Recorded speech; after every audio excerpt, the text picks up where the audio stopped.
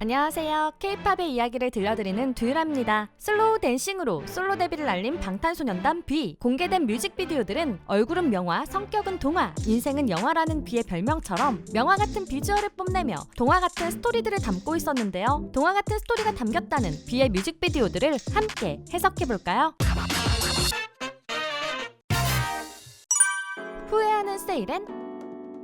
가장 먼저 선공개된 런미 어게인 뮤직비디오는 스페인 마요르카의 명소 드라크 동굴에서 촬영되었는데요. 드라크 동굴은 유럽에서 제일 큰 지하호수가 있는 곳이라고 하죠. 한 팬은 이 동굴이 세이렌이 사는 절벽과 암초가 둘러싸인 곳과 비슷하다고 했는데요. 그래서 이 팬은 뷔가 아름다운 음색으로 선원들을 유혹하는 세이렌이 아닐까 하는 추측을 했습니다. 그도 그럴 것이 뷔가 입고 있는 화려한 금빛 의상은 마치 반짝이는 비늘처럼 보이기도 하고 뮤직비디오는 의도적으로 뷔의 하반신을 보여주지 않았는데요. 이와 동시에 인어공주의 이야기도 담겨있는 것 같다고 하죠. 뮤직비디오 중간에 잘 안 들리는지 TV 볼륨을 올리는 장면이 있는데요. 팬들은 사람이 되고 싶은 인어공주가 목소리를 잃게 된 것처럼 뮤직비디오의 볼륨을 올리는 장면은 사랑하는 이에게 목소리가 닿지 않아 가사가 자막으로 나오고 볼륨을 올리는 것 같다고 했습니다. 이와 동시에 또 다른 해석도 있었는데요. 어떤 팬은 런미 어게인의 뮤직비디오를 보고 이런 말을 했죠. 당신이 좋아했던 가장 화려한 모습을 하고 다시 날 사랑해달라고 노래하는 너는 정작 깊고 어두운 동굴 속에서 혼자구나. 내 진심은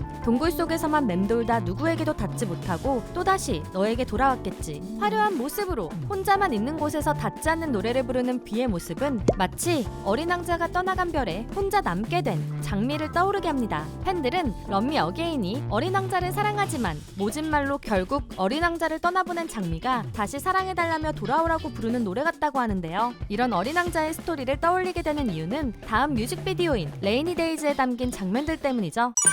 돌아갈 방법을 찾는 어린 왕자.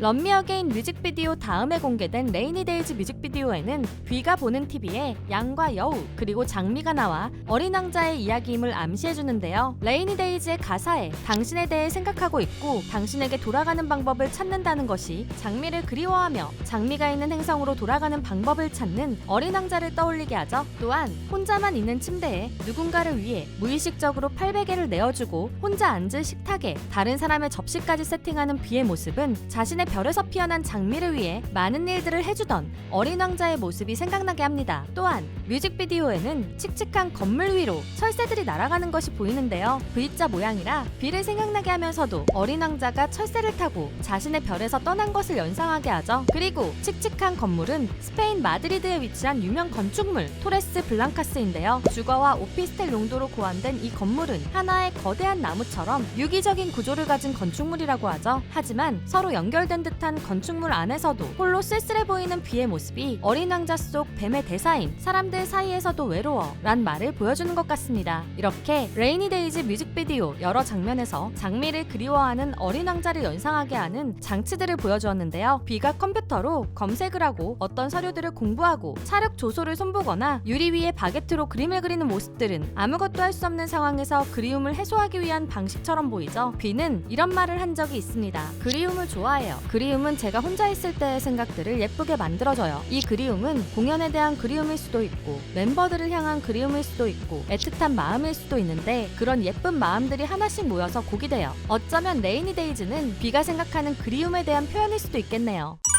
특별한 별.